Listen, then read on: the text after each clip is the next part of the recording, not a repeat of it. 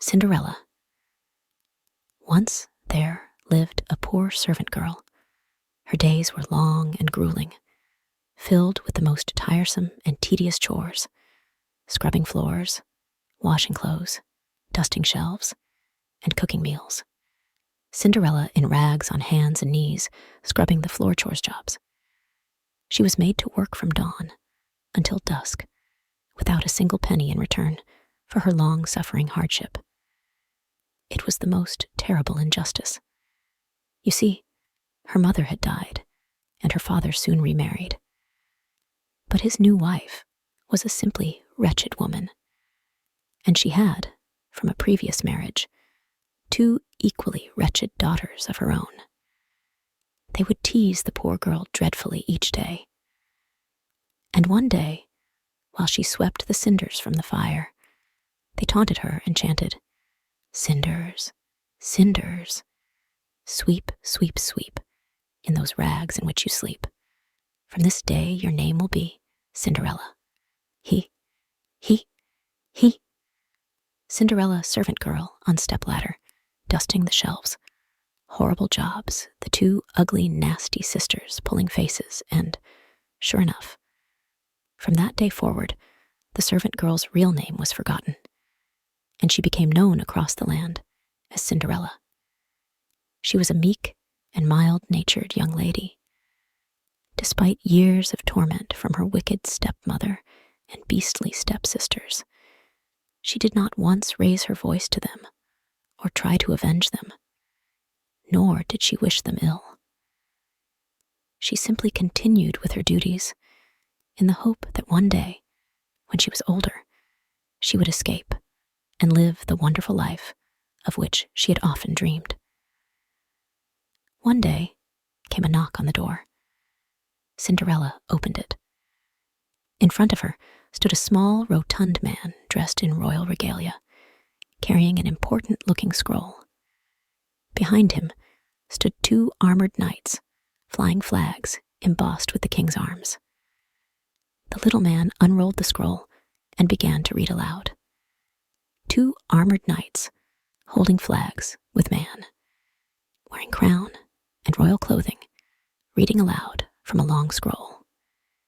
"It is my duty to announce," he said formally, "that His Majesty, the King, sends forth an invitation to all the young ladies of this fine kingdom to attend the royal ball at the palace." Hearing this, the stepsisters ran to the door and pushed Cinderella aside. "Oh, goody," they cried, clapping their hands with delight. The little man continued, "The prince, and heir to the throne, seeks a princess, and he would like to meet each lady of the kingdom in the hope of finding true love.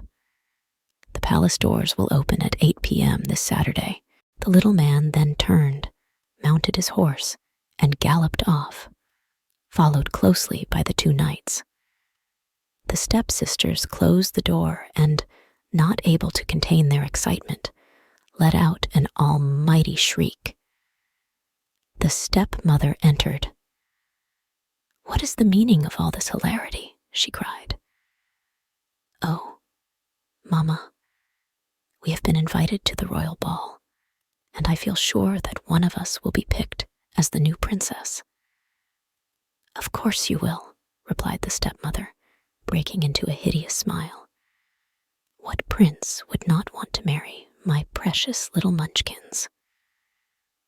The 2 ugly sisters dancing around, having fun, Cinderella watched on, desperately trying to avoid a fit of the giggles, for she knew, as it was plain for all to see, that any prince would rather have lived a life of solitude than marry either of these wretched, selfish brutes. The stepmother turned to Cinderella. "Prepare the gowns," she hollered. Cinderella nodded. "Of course, ma'am." You have to know that Cinderella longed, more than anything, to go to the ball, but she daren't ask her wicked stepmother, for she already knew the answer, and she didn't want to hear it. So she simply busied herself for the following days with her chores, and of course, prepared preparing her stepsister's ball gowns. The evening of the royal ball arrived. A splendid horse-drawn carriage pulled up to the front door, and the stepsisters, adorned in their painstakingly hand-stitched gowns, promptly climbed aboard. Cinderella looked on with great sadness as the carriage set off down the drive towards the palace. She sighed deeply. "If only I had a single wish," she said to herself. "I would attend the royal ball, and, for just one night, be spared my frightful chores." Suddenly, there was a flash. A tiny fairy appeared in front of Cinderella, hovering like a hummingbird at Cinderella's eye level, and clasping a tiny wand. Cinderella, in her rags, looking up at her fairy godmother. "And you shall," said the fairy. "Shall what?" Cinderella replied, looking confused. "You shall have your wish, for I am your fairy godmother. Oh, how you have suffered in silence all these years. You are a kind soul, a mild and gracious young lady, and you shall go to the ball.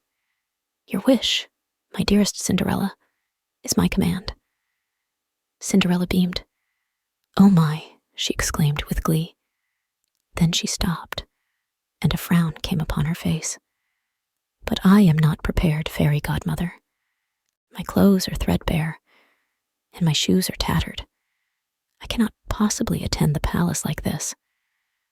"Worry not, Cinderella," said the fairy godmother with a smile. "For all I will need to grant your wish is a pumpkin, a rat, 2 mice, and 4 grasshoppers." A big orange pumpkin, a rat, 2 mice, and 4 green grasshoppers. Cinderella looked mystified. "Hurry along then, dear." And she did. First, Cinderella went to the garden and returned with a large, ripe pumpkin. The fairy godmother tapped it once with her wand, and in an instant, it transformed into a majestic, golden carriage. Then she went to a trap in the kitchen and returned with a rat. "Excellent, dear," said the fairy godmother. "Now, if you wouldn't mind just placing it on the coachman's seat for me." Cinderella obliged. Another swoosh of the wand, and this time a resplendent coachman appeared. The 2 mice, which Cinderella found in the pantry, were turned into 2 smartly attired footmen, and the 4 grasshoppers into 4 magnificent white horses. Cinderella's beautiful golden carriage, with coachman, white horses, and footmen. "And now," said the fairy godmother, "for my final touch." She tapped Cinderella's shoulder with her wand. A spark flew up. The ragged clothes in which she stood a moment earlier were replaced with a picture of sublime elegance. Cinderella, in a magical, sparkling ball gown, fit for a princess. And, upon her feet, the finest pair of shimmering glass slippers that your eyes could behold. Cinderella, in her sparkling ball gown and shimmering glass slippers. "Sensational!" exclaimed the fairy godmother. "But remember," she said shortly, "as the clock strikes midnight, this magic spell will be broken, and your clothes will return to rags." "I understand," said Cinderella, kissing her fairy godmother on the cheek. "And 1,000 thank yous for your wonderful kindness." Cinderella stepped into the carriage. Then, with a single swish of the coachman's reins, the horse-drawn golden carriage departed for the royal ball. A trumpet sounded as the golden carriage drew up at the palace gates. Cinderella received a royal welcome. Lords bowed low, ladies curtsied, and many heads turned as she entered the ballroom, including that of the prince, who was immediately struck by Cinderella's elegance and the warmth of her smile. The prince approached. "Milady," he said, bowing his head slowly and offering his hand, "would you be so kind as to take my first dance?" "I would be delighted," said Cinderella. She could feel her cheeks beginning to blush as she accompanied the prince to the dance floor. The orchestra began to play. Cinderella, in beautiful gown, happy dancing with happy prince. Every eye in the ballroom was upon them, including those of her stepsisters. But such was her transformation, they simply didn't recognize her. Instead, they stared in envy, longing to take her place before the prince. But they never did. From that moment forth, the prince had only eyes for Cinderella. The two of them spent the whole evening dancing in each other's arms and greatly enjoying each other's company. Many hours drifted by. 9 p.m., 10 p.m., 11 p.m. Suddenly, Cinderella looked up at the clock. It was 11:59 p.m., and she only had 1 minute before the magic spell was broken. "I must go," she said to the prince. Without delay, she darted out of the room, past the guards, and through the palace. But as she reached the hall, she lost one of her glass slippers, and in her haste to get away, she left it. Clock striking 12 midnight, Cinderella, running away from the ball, lost glass slipper. Alas! The clock struck midnight. Cinderella found no coach outside the palace, only a pumpkin. Even the rat, mice, and grasshoppers were nowhere to be seen. And now, clad in her original rags, Cinderella had no choice but to run home alone in the darkness of the night. A few days passed. Cinderella returned to her daily chores, and her stepsisters continued their relentless beastliness towards her. Everything was back to normal. The evening of the royal ball began to blur and fade in Cinderella's mind like a magical dream. Had the pumpkin really turned into a golden carriage, and the rat into a coachman? Had she really danced all night with the prince, as her stepsisters watched on in envy? She was beginning to doubt it. Suddenly came a rap upon the door. Cinderella opened it. In front of her stood the same round little man that had announced the royal ball, the same 2 knights behind him as before. "I present," he said triumphantly, "His Majesty, the Prince." A trumpet sounded, and the armored knights parted to reveal the prince, holding a sparkling glass slipper, the very same slipper that had escaped Cinderella's foot as she fled the palace a few nights earlier. Cinderella's eyes widened. It really happened, she thought to herself. She locked eyes with the prince and held his gaze for a moment. Not for long, but enough time for him to know the lady with whom he had danced that magical night was standing before him. All of a sudden came the heavy stomping of feet, and the stepsisters came rushing to the door, barging Cinderella aside so hard she nearly lost her footing. The little man continued. "His Majesty is visiting every home in the land to find the rightful owner of this glass slipper. The foot that fits this shoe belongs to the lady that he will ask to marry." The sisters yelped with excitement.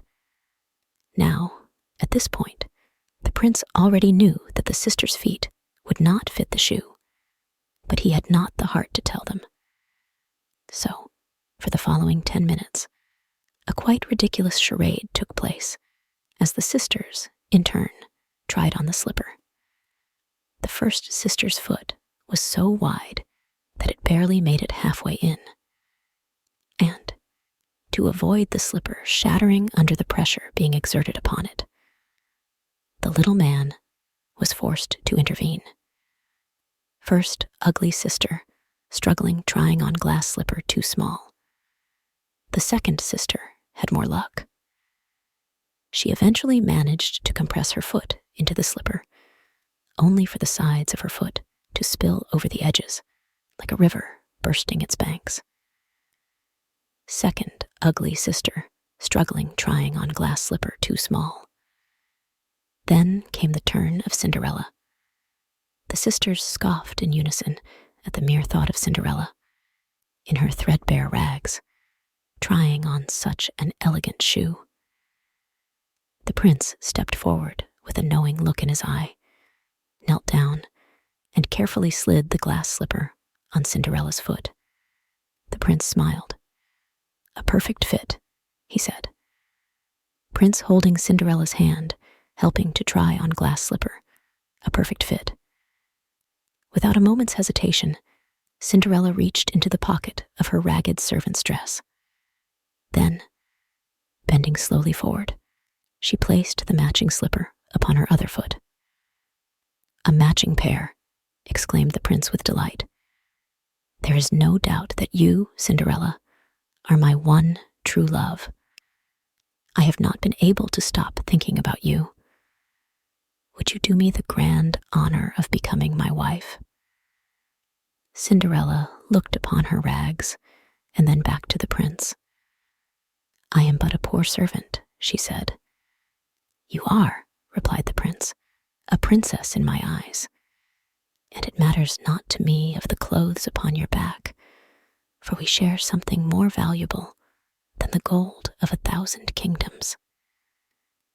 He looked longingly into Cinderella's eyes and said, "We share love." Happy Cinderella and happy prince together, I am pleased to say that Cinderella gladly accepted the prince's proposal, and shortly after, they were married. Before long, they ruled as king and queen, and dedicated their lives to the happiness and prosperity of the people in their wonderful kingdom.